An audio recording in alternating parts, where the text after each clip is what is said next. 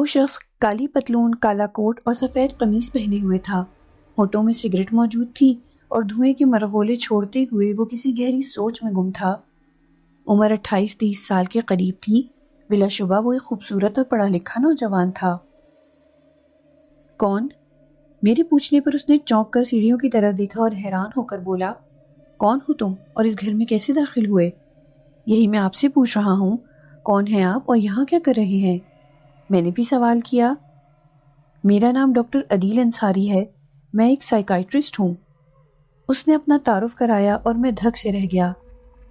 اس گھر میں مرنے والا ایک اور شخص میری آنکھوں کے سامنے موجود تھا۔ میں نہیں جانتا تھا کہ کیا یہ شخص زندہ ہے یا مردہ، کیا میرے سامنے محض ایک روح کی شکل میں موجود تھا یا ڈاکٹر عدیل زندہ سلامت میری آنکھوں کے سامنے موجود ہے۔ میں سکتے کے عالم میں اس کا چہرہ تکنے لگا۔ دوسری طرف ڈاکٹر عدیل مجھے دیکھ کر گھبرا سا گیا۔ ایسا لگا جیسے آصف وہ نہیں، میں خود ہوں۔ گھبراہٹ کے عالم میں وہ مجھے تکتا رہا۔ میں سیڑھیاں اترا اور اس کی طرف بڑھا۔ ڈاکٹر عدیل مجھے اس طرح آتے ہوئے دیکھ کر مزید گھبرا سا گیا۔ وہ 2 قدم پیچھے ہوا۔ میں اسے تکتے ہوئے اطمینان سے مرکزی دروازے کی طرف بڑھا۔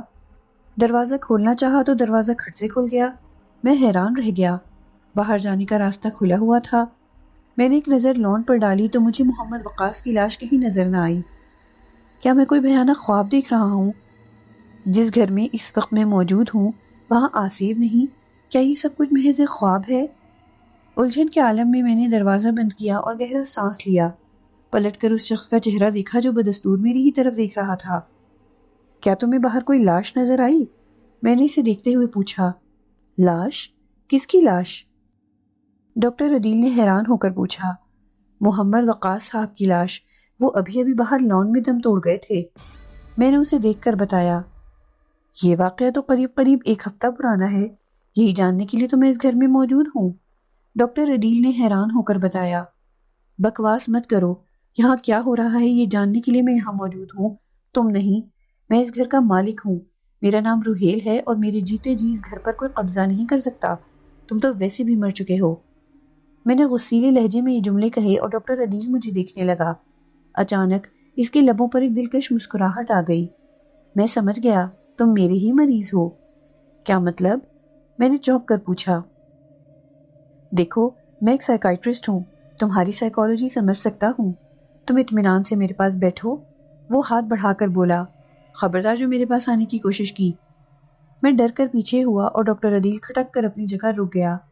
میں جانتا ہوں تم زندہ نہیں ہو، تم مر چکے ہو۔ میں کہتا چلا گیا، اگر میں مر چکا ہوں تو تم سے کیسے باتیں کر رہا ہوں؟ ڈاکٹر عدیل نے اطمینان سے پوچھا، تم اس گھر میں بسنے والے ایک آصف ہو، تم ڈاکٹر عدیل کی ایک روح ہو جو اس گھر کی غلام ہے۔ میں نے جلدی کہا، اس گھر میں غلام ہے لیکن یہاں تو کوئی نہیں ہے۔ اس نے ادھر ادھر دیکھ کر کہا، میں تمہاری بات کر رہا ہوں۔ میں جھنجھلا کر بولا، کون میں؟ میرا نام تو عدیل ہے۔ وہ حیران ہو کر بولا، تم غلام ہو۔ میں نے اکتا کر کہا، غلام انصاری میں نہیں، میرا کزن ہے اور وہ امریکہ میں کلینک کھولے بیٹھا ہے۔ میرا نام تو عدیل ہے، شاید آپ مجھے غلام انصاری سمجھ بیٹھے ہیں۔ وہ خوش ہو کر بولا، تم کیا پاگل ہو؟ میں نے غصے میں آ کر پوچھا۔ آدھے سے زیادہ سائیکائٹرسٹ ہو جاتے ہیں، یہ کوئی نئی بات نہیں۔ عدیل نے برابر مسکرا کر جواب دیا۔ اس کے لگاتار جوابات سے اکتاہٹ ہونے لگی۔ میں نے دانت پیس کر کہا، میری آنکھوں میں دھول جھونکنے کی کوشش مت کرو، میں جانتا ہوں تم ایک بدروح ہو اور کچھ نہیں۔ بد کیا؟ وہ حیران ہو کر بولا، بدروح، a bad spirit۔ میں نے اسے سمجھایا، You mean I'm a spirit؟ وہ حیران ہو کر بولا، Exactly, that's what you are۔ میں نے بھی جل کر جواب دیا اور وہ ہنسنے لگا۔ مسٹر روحیل، کیا آپ کو واقعی ایسا لگتا ہے کہ روحیں اور جنات ایسے سوٹ اور بوٹ پہنتے ہیں؟ یہ کہہ کر اس نے کپڑے دکھائے اور میں اسے تکنے لگا۔ آپ کو آرام کی ضرورت ہے، میری مانے یہاں صوفے پر بیٹھ جائیں، پھر ہم تفصیل سے بات کریں گے، آپ کو گھبرانے کی کوئی ضرورت نہیں۔ اس نے مسکرا کر بااخلاق ہو کر یہ جملے کہے اور میں حیران ہو کر اسے دیکھنے لگا۔ وہ واقعی کوئی سائیکائٹرسٹ تھا، میری نفسیات کو بہت اچھی طرح سمجھ رہا تھا۔ میں اس وقت طیش میں تھا، جبکہ وہ مستقل اطمینان سے مجھ سے باتیں کر رہا تھا۔ اس کی شوخی اور پاگل پن سے میرا اکیلا پن مٹ رہا تھا۔ میں حیران ہو کر اس کو دیکھنے لگا۔ اس کے لہجے سے مجھے گھبراہٹ گھٹتی محسوس ہو رہی تھی۔ میں نے اس کا چہرہ دیکھا اور ہمت کر کے آگے بڑھا۔ وہ اطمینان سے اپنی جگہ کھڑا رہا اور مسکرا کر مجھے دیکھتا رہا۔ میں چلتا ہوا صوفے کے پاس پہنچا اور صوفے کا سرا پکڑ کر دھم سے اس پر گرا۔ اب میں اس کی طرف دیکھنے لگا۔ یہ بہت اچھا ہوا کہ ہم دوستانہ ماحول میں کچھ باتیں کر سکیں۔ ڈاکٹر عدیل نے خوش ہو کر یہ جملے کہے اور اپنا کوٹ اتار کر صوفے پر ڈالا۔ میں اس لمحے خاموشی سے اسے تکتا رہا۔ اب کہیے، کون ہیں آپ اور یہ سب کیا ماجرا ہے؟ اس کے سوال پوچھنے پر میں اسے دیکھتا رہا۔ میں نے سنا ہے یہاں پر محمد وقاص کے حادثے سے پہلے بھی ایک حادثہ ہو چکا ہے۔ ایک عورت کا قتل ہوا ہے، ایک بچے کو ظالمانہ طریقے سے مارا گیا ہے۔ غالباً آپ اس عورت کے شوہر ہیں؟ ڈاکٹر عدیل نے دھیمے لہجے میں پوچھا اور میں نے ہاں میں سر ہلا دیا۔ کیا ہوا تھا؟ اس نے تجسس کے ساتھ پوچھا اور میں اس کا چہرہ تکنے لگا۔ اتنی بھیانک موت انہیں نصیب ہوگی کوئی سوچ بھی نہیں سکتا تھا۔ معصوم سا بچہ، 2 سال کا چھوٹا سا بچہ، معصوم سے قدم اٹھا کر جب وہ تمہاری باہوں میں آتا ہوگا تو جیسے تمہیں ساری زندگی مل جاتی ہوگی۔ ڈاکٹر عدیل سرد لہجے میں کہتا چلا گیا۔ وہ مستقل مجھے دیکھ رہا تھا۔ میں فرش کو تکنے لگا۔ میری آنکھوں میں آنسو نمودار ہو گئے۔ تمہاری بیوی، حسین و جمیل بیوی، ایک ایسی عورت جسے حاصل کر کے تم نے چھوٹی سی جنت حاصل کر لی۔ اس کا دل بھی بہت معصوم ہوگا، رحم سے بھرا دل، پیار سے بھرا دل، اپنے بچے اور اپنے شوہر کی محبت سے بھرا دل۔ وہ بہت پیاری بیوی تھی نا؟ ڈاکٹر عدیل نے نرم لہجے میں پوچھا اور میری آنکھوں سے آنسو چھلک پڑے۔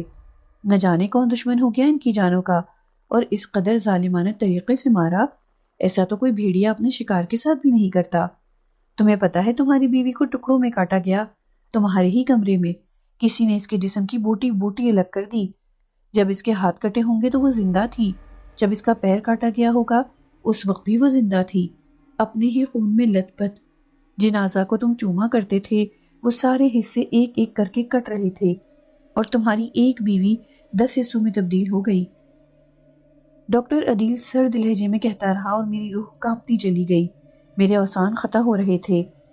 میں جب کبھی وہ منظر یاد کرتا تو میری طبیعت ناسازگار ہو جاتی، اور ابھی بھی یہی ہو رہا تھا۔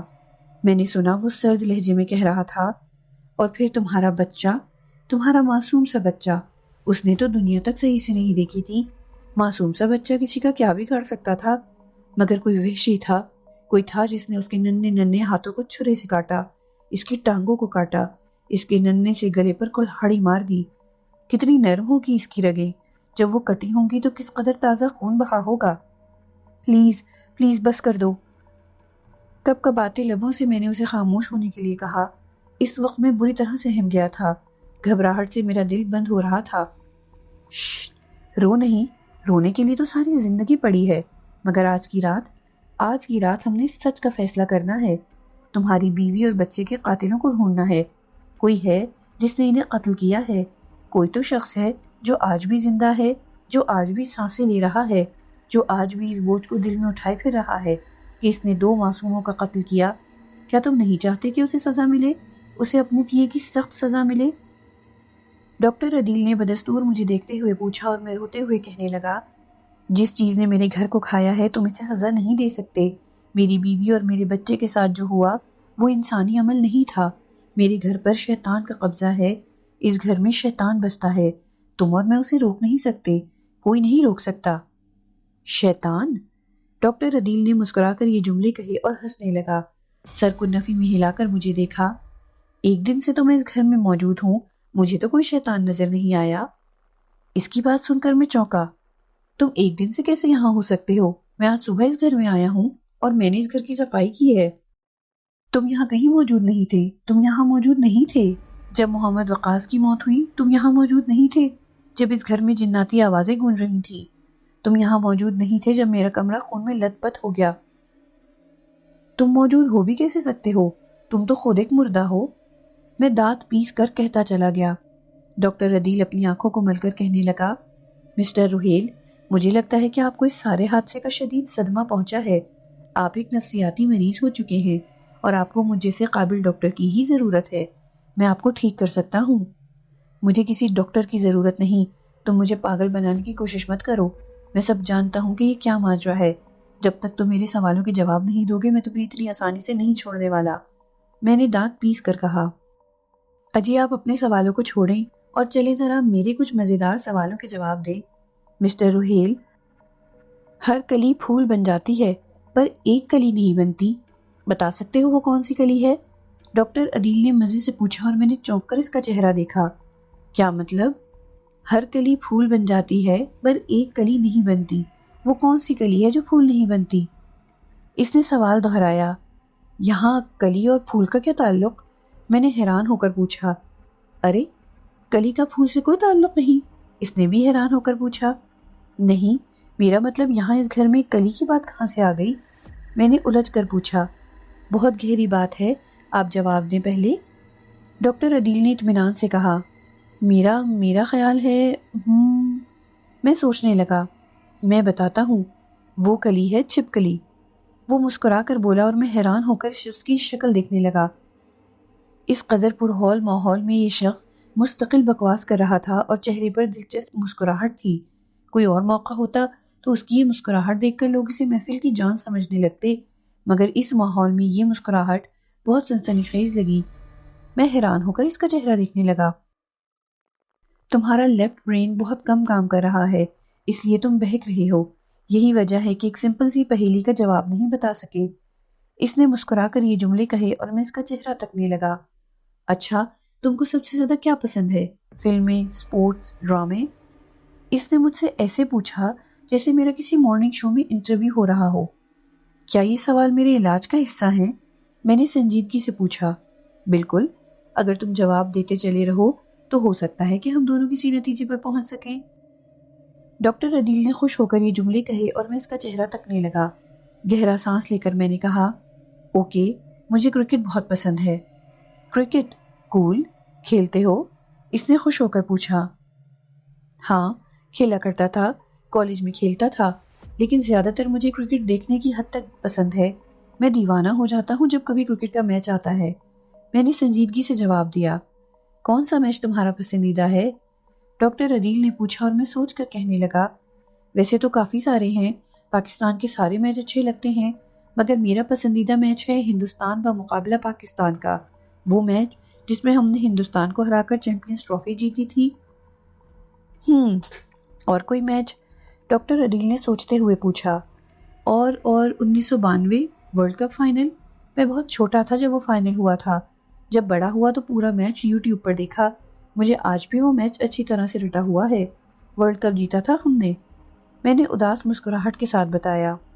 واہ، پاکستان نے ورلڈ کپ جیتا تھا، واقعی وہ میچ بہت زبردست تھا۔ تمہارے خیال میں کس کی وجہ سے ہم نے جیتا؟ ڈاکٹر عدیل نے مسکرا کر پوچھا۔ سبھی کی وجہ سے، پوری ٹیم ایفرٹ تھی، مگر میرے خیال سے عمران خان اور جاوید میاں کی پارٹنرشپ نے میچ کا پانسا پلٹ دیا تھا۔ میں نے اسے دیکھ کر کہا۔ ہاں، اس کے بعد انضمام اور وسیم اکرم کی دھواں بیٹنگ نے ہمارا اسکور 249 کر دیا، ڈاکٹر عدیل نے مسکرا کر کہا۔ اور پھر وسیم اکرم کی 3 وکٹس؟ میں نے بھی مزے لیتے ہوئے کہا۔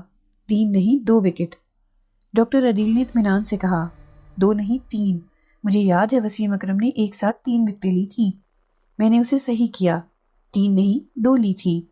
اس نے اطمینان سے اپنی بات دہرائی اور میں جھنجھلا کر بولا، ارے یار، پہلا تو ایلن لیمپ آؤٹ ہوا تھا۔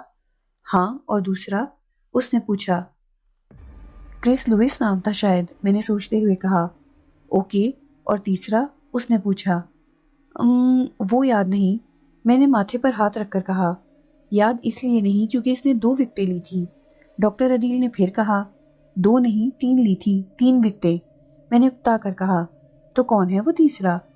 ڈاکٹر عدیل نے الجھ کر پوچھا اور میں سوچنے لگا۔ میں اپنے ذہن پر بری طرح زور ڈال رہا تھا، نہ جانے کیوں میرا دل تیزی سے دھڑک رہا تھا اور خون بھی رگوں میں تیزی سے گردش کر رہا تھا۔ مجھے ایسا محسوس ہونے لگا کہ اگر میں نے تیسرے کھلاڑی کا نام یاد نہ کیا تو کوئی جنگ ہار دوں گا، مجھے ہر حال میں وہ نام یاد کرنا تھا۔ ڈاکٹر عدیل نے مسکرا کر مجھے دیکھا اور بولا، تمہاری یادداشت کمزور ہے روہیل، وسیم اکرم نے 2 وکٹیں۔ ایئن بوتھم، میں ایک دم سے بولا اور پھر جوش میں آ کر کہا، ایئن بوتھم۔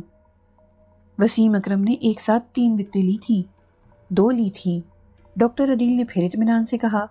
ارے میں تمہیں گنوا رہا ہوں اور تم ہو کہ 2 کی رٹ لگائے ہوئے ہو، میں نے غصے میں آ کر کہا۔ ہاں، کیونکہ وسیم اکرم نے 2 وکٹیں ایک ساتھ لی تھیں، پہلی وکٹ ایئن بوتھم کی، پہلے اوور میں ہی لے لی تھی۔ اس نے اطمینان سے کہا۔ یہی تو میں کہہ رہا ہوں۔ میں حیران ہو کر بولا، تم کہہ رہے تھے کہ ایک ساتھ 3 لیں جبکہ ایک ساتھ وسیم اکرم نے 2 لی تھی۔ ڈاکٹر عدیل نے مسکرا کر کہا۔ میرا خون جل گیا۔ میں نے دانت پیس کر کہا، میں یہاں ہیٹ ٹرک کی بات نہیں کر رہا تھا۔ لیکن میں تو ہیٹ ٹرک کی ہی بات کر رہا تھا، تم بھول گئے کیا؟ اس نے حیران ہو کر کہا اور میں الجھن میں پڑ گیا۔ رائٹ برین بھی کام کرنا بند کر رہا ہے، یادداشت کمزور ہو رہی ہے اور بات بات پر طیش آ رہا ہے۔ اس نے مسکرا کر کہا، بکواس بند کرو۔ میں نے جل کر کہا، اچھا یہ بتاؤ یہ کتنی انگلیاں ہیں؟ ڈاکٹر عدیل نے میری بات کو درگزر کر کے ایک دم سے مجھ سے سوال کیا اور اپنے دائیں ہاتھ کی 4 انگلیاں دکھائیں۔ 4؟ میں نے ایک دم سے جواب دے دیا، مسٹر روہیل میں نے 5 انگلیاں کھولی ہیں۔ ڈاکٹر عدیل نے مسکرا کر بتایا اور میں نے دیکھا تو اس بار اس کے ہاتھ کی 5 انگلیاں کھلی تھی۔ آپ نفسیاتی مریض بن چکے ہیں، وہ مجھے دیکھ کر کہنے لگا۔ Is this some kind of sick joke؟ میں تلملا گیا اور صوفے سے اٹھا۔ آپ اطمینان سے بیٹھیں، وہ پیار سے بولا۔ بھاڑ میں گیا اطمینان، تم مجھے بے وقوف بنا رہی ہو۔ میں نے اس کی طرف انگلی کر کے کہا، میں صرف آپ کی مدد کر رہا ہوں مسٹر روہیل۔ اس نے اطمینان سے کہا، دیکھو میں کوئی پاگل واگل نہیں ہوں، میری بات کا سب سے بڑا ثبوت ہی یہی ہے کہ یہاں اب سے کچھ دیر پہلے محمد وقاص کی لاش موجود تھی۔ میں نے مرکزی دروازے کی طرف اشارہ کر کے کہا، اور اب وہ لاش کہاں ہے؟ اس نے پوچھا اور میں گڑبڑا گیا، مگر ایک دم سے بولا، اور فرش پر اس نے ایک نقشہ بنایا تھا۔ نقشہ؟ ڈاکٹر عدیل چونکا۔ ہاں وہ یہی تھا۔ میں نے تڑپ کر یہ جملے کہے اور جلدی جلدی صوفے ہٹانے لگا، مگر یہ کیا، اب فرش پر کسی قسم کا کوئی نقشہ موجود نہیں تھا۔ میں سکتے میں آ گیا، میری ایک ایک بات غلط ثابت ہو رہی تھی اور میں حیران تھا۔ کیا ہوا مسٹر روہیل؟ ڈاکٹر عدیل نے الجھ کر پوچھا اور میں خاموش رہا۔ کہنے کے لیے تھا بھی کیا میرے پاس؟ ڈاکٹر عدیل نے ایک سرد آہ لی اور میرے پاس آیا۔ مسٹر روہیل میں آپ کے غم کو سمجھ سکتا ہوں، پلیز آپ اپنے ذہن پر زور مت دیں، انشاءاللہ آپ ٹھیک ہو جائیں گے۔ اس نے پیار بھرے لہجے میں یہ جملے کہے اور میں گڑبڑا گیا۔ 2 پل کے لیے مجھے ایسا لگا جیسے کہ شاید میں پاگل ہو گیا ہوں۔ فراز اور ہنا کے ساتھ میرا یہاں آنا محض میرا ایک خیال تھا، حقیقت تو کچھ اور تھی، شاید میں نفسیاتی مریض ہو گیا ہوں۔ مسٹر روہیل آپ اطمینان سے میری بات سنیں اور یہاں بیٹھیں۔ اس نے میرے شانوں کو پکڑ کر مجھے صوفے پر بٹھایا۔ میں ایک بار پھر صوفے پر دھم سے گرا۔ ٹھہریں میں آپ کے لیے پانی لاتا ہوں۔ یہ کہہ کر وہ کچن میں گیا۔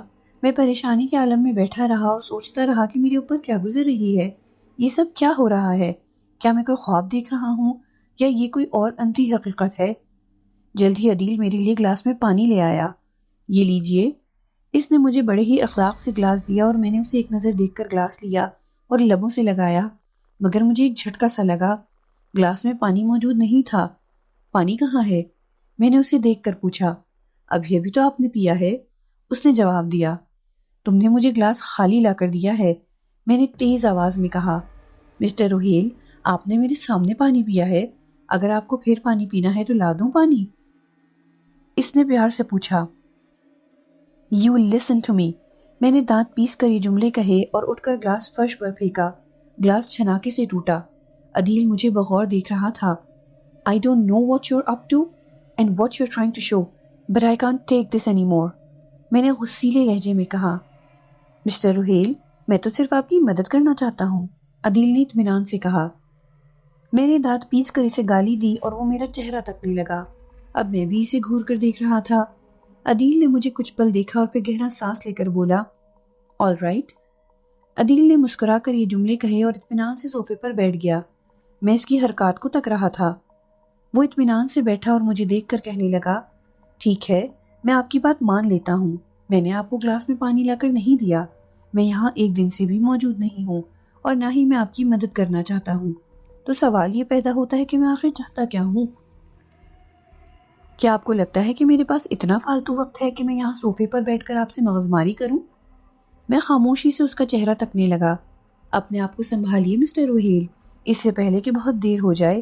اس گھر میں کچھ خراب نہیں ہے، اگر کچھ خراب ہے تو وہ بس ہے آپ کا دماغ۔ آپ ایک نفسیاتی مریض ہیں اور آپ کو میرے اسپتال کی بہت ضرورت ہے۔ اس نے مجھے سمجھایا اور میں سوچنے لگا۔ مجھ پر یقین رکھیے، میں آپ کو ٹھیک کر سکتا ہوں، ٹرسٹ می۔ اس نے انتہائی اطمینان کے ساتھ یہ سب باتیں کہیں اور میں سوچ میں پڑ گیا۔ کیا سچ تھا اور کیا جھوٹ، مجھے کچھ سمجھ میں نہیں آ رہا تھا۔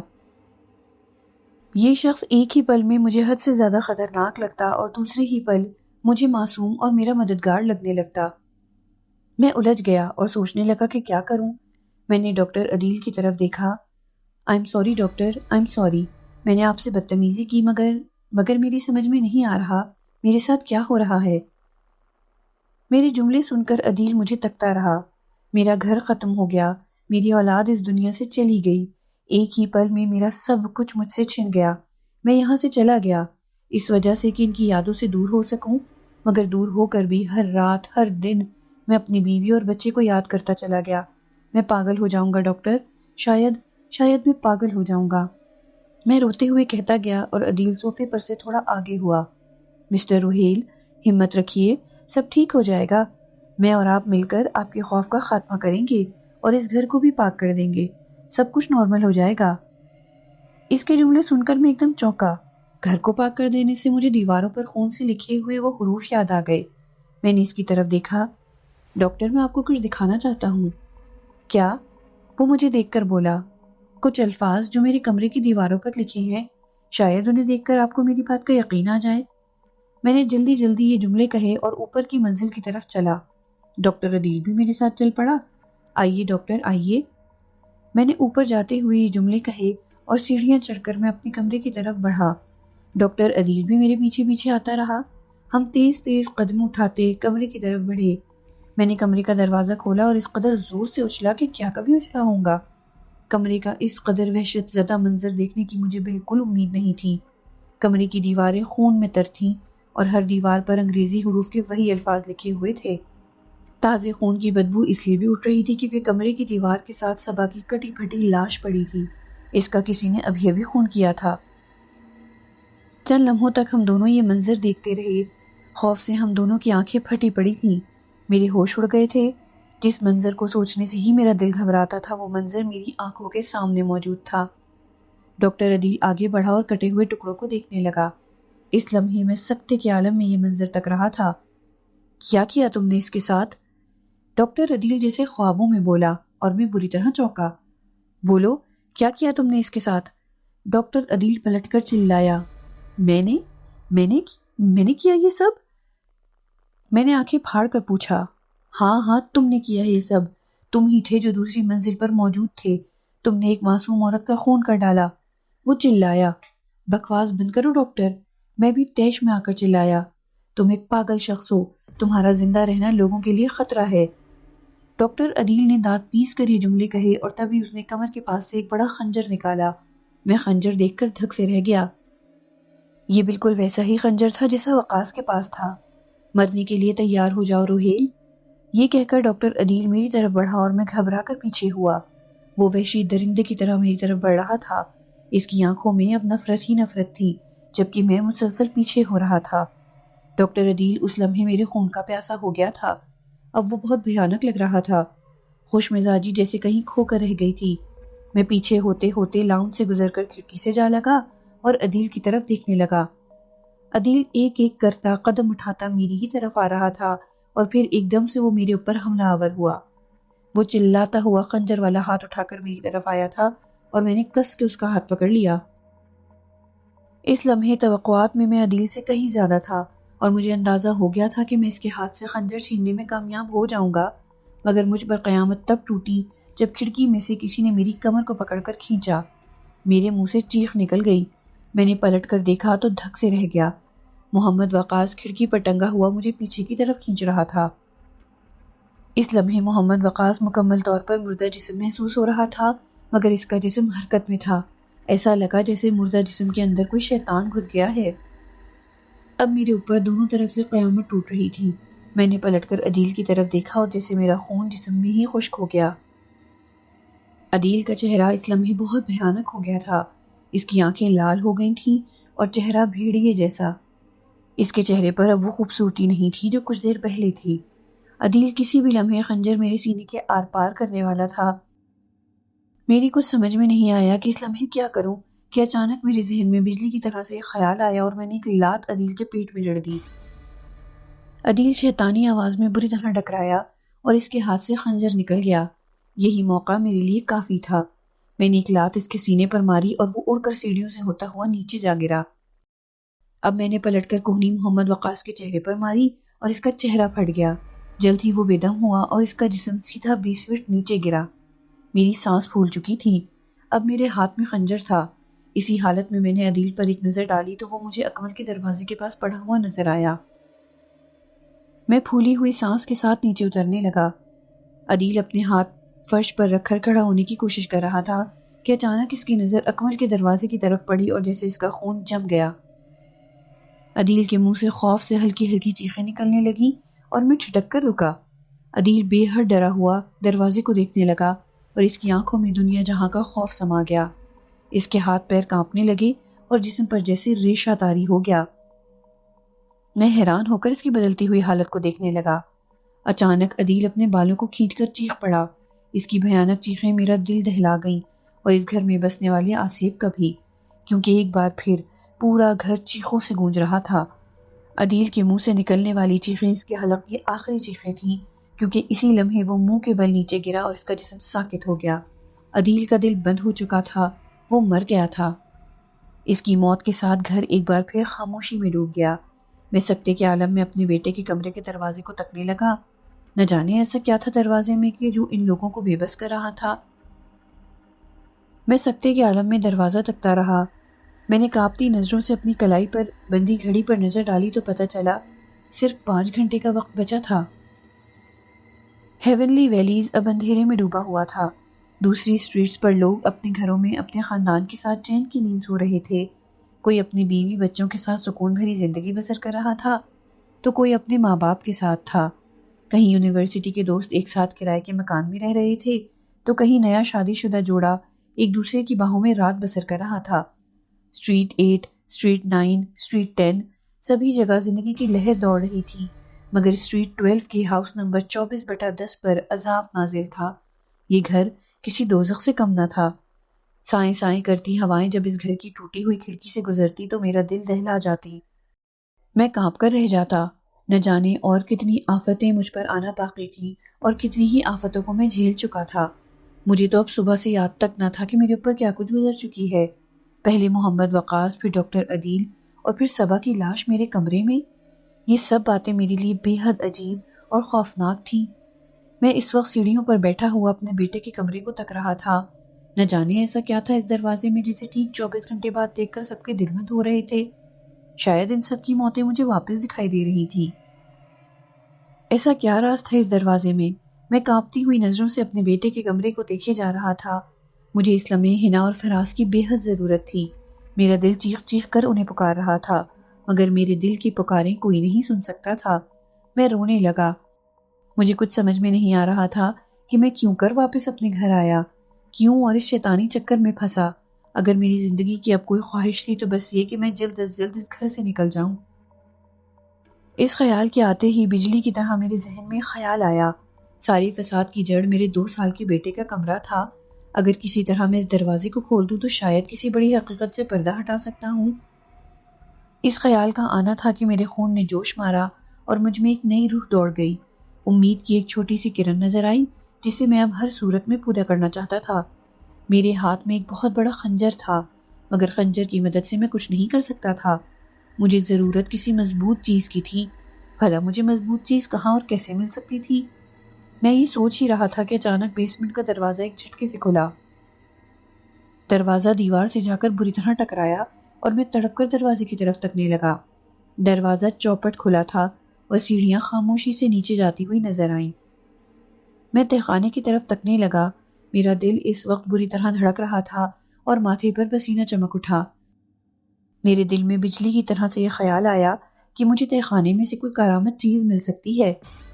اس خیال کے آتے ہی میں اٹھ کھڑا ہوا اور کچن کی طرف بڑھا، کیبنٹ کے دروازے کھولے اور اندر سے موم بتی نکالی اور اسے دیا سلائی سے جلایا۔ واپس پلٹ کر تہخانے کے پاس پہنچا تو وہ ویسے ہی کھلا نظر آیا۔